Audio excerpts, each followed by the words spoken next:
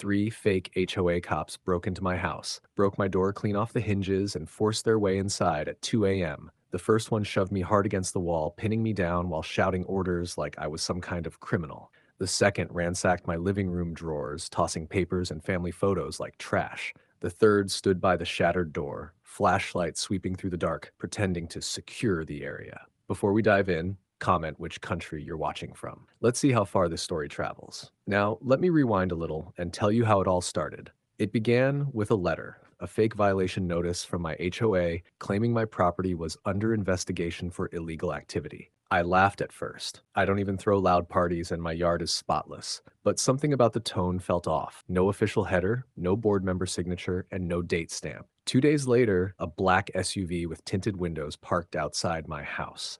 The driver sat there for nearly an hour, taking photos. When I stepped outside, the car sped off. That's when I realized this wasn't a prank. Someone was watching me. I called the HOA office and spoke with the so-called security director, a man named Ralph. He claimed they'd launched a new neighborhood patrol division and that residents should cooperate fully. I asked for credentials. He dodged the question. Then, one evening, I came home to find a note taped to my front door. Final warning: comply with HOA inspection or face consequences. That was when I knew things were escalating, but I never expected it would reach the point where they'd actually come and break my door. That night, around 2 a.m., I woke up to a loud bang, then another. Before I could even reach for my phone, the door frame cracked and the wood exploded inward. 3 men in black tactical gear stormed in, shouting, "HOA security, hands where we can see them!" 2 of them jumped me before I could reach the light switch. My shoulder hit the drywall hard. I could feel their knees digging into my back, zip ties cutting into my wrists. The one in charge, bald, mid-40s, kicked through my living room like he owned the place. "Secure the evidence," he barked. Evidence of what? My only crime was living quietly and minding my business. Then his flashlight swept over the coat rack. Hanging there, my old FBI field jacket. The bright yellow letters glared back at them in the dark. He froze mid-step. "What the hell is that?" The one pinning me down looked up, followed the light, and went pale. "Dude, it says FBI." The bald one hissed. "No way. She's bluffing." "Check the badge pocket," the third muttered, voice shaking. That was the moment everything changed. I didn't have to move, didn't have to speak. The air itself shifted, panic creeping in. They weren't just trespassing anymore. They'd just broken into a federal agent's home. The leader stepped back, muttering curses under his breath. "We were told she was just some retired salesgirl." "By who?" I said, lifting my head. He glared down, but the hesitation said it all. "Sandra." Of course. HOA President Sandra. The same woman who'd been threatening me for weeks over nothing, now sending fake cops to my door. And right then, kneeling on that floor with zip ties biting into my wrists, I realized one thing. Sandra just declared war on the wrong woman. I wasn't the type to beg, not after a career that taught me to read danger and move first. These men didn't scare me. They didn't know the kind of storm they'd walked into. The leader barked, "Secure her. We'll clear the rest." One of them tried to tighten the zip ties around my wrists. That's when instinct took hold. I shifted my hips, rolled toward the man, fumbling with the plastic, and popped my knees hard into his ribs. The pressure snapped the ties loose against the corner of the coffee table. He doubled over, wheezing.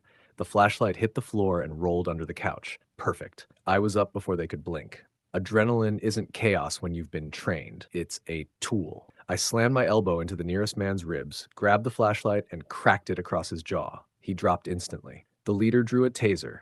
Cheap, shaky, untested, but I'd already moved in. The sparks fizzled across the rug as I drove my shoulder straight into his chest. We crashed through the coffee table. He hit the ground, gasping for air. The youngest panicked. "Stop! You're under arrest," he yelled, waving a flashlight like a gun. His voice cracked. That was the tell. Untrained, scared, pretending to be in control. I lunged, ripped the radio from the leader's belt, and hit the transmit button. "Police, this is a violent break-in. I'm being assaulted at 2 Elm Street." I shouted loud, crisp, just like I was back on comms in the service. That kind of tone makes dispatch sit up straight. 2 things happened fast. The leader froze, realizing I'd called it in, and my porch cameras captured everything. Their faces, their fake badges. The SUV parked outside with the plates in full view, time-stamped and saved. "Drop the tools," I said, voice flat, steady. "You won't like what happens if you don't." They hesitated. I didn't. A wrist twist, a leg sweep, a knee to the chest, clean, efficient, precise. One man went down clutching a broken forearm, the other in pain, after I caught him in the ribs and drove him against the wall. The leader scrambled to his feet, looked at his downed crew, and ran. Straight out the door, across the yard, and into the dark. He didn't even look back. The 2 left behind were done, breathing hard, shaking, defeated. They looked at each other and dropped to their knees, hands behind their heads. One whispered, "Please, ma'am, we were just doing what we were told." Outside, neighbors' porch lights snapped on. Someone yelled that the cops were on the way. A few minutes later, the night filled with flashing reds from the end of the street. "Don't move," I said quietly. "Show's over." They stayed kneeling as the sirens got louder. The same fake badges that once made them feel powerful now glinted dull under my porch light. I stood there, steady and calm. If you're enjoying this HOA story so far, like and subscribe because the story is only going to get better. When the sirens finally hit my street, the red and blue lights washed over everything. The broken coffee table, the two men still kneeling with their hands behind their heads, and me standing over them, breathing steady. The first deputy, through the door, froze for half a second. "Ma'am, what the hell happened here?" I kept my tone calm. "Fake HOA enforcement team. They broke into my home. I defended myself. Cameras got everything." He glanced at the two kneeling men, zip ties cutting into their wrists, one moaning about a dislocated shoulder, and then at the shattered doorframe. His radio crackled. "Unit 14, we've got two in custody, third suspect fleeing northbound." I didn't move. I just pointed down the street. "He won't get far. He's bleeding from the ribs." By the time backup arrived, the leader, bald, mid-40s, the one who started this mess, was found behind a gas station dumpster, half conscious and begging for help. It was over. But for Sandra Holloway, the HOA president who sent them, it was just beginning. When the detectives pulled her in for questioning, she tried to act confused, claimed she didn't authorize any operation. But her own emails told a different story, full of phrases like forced compliance, uncooperative resident, and the one that made the DA's jaw tighten: proceed with extraction if verbal contact fails.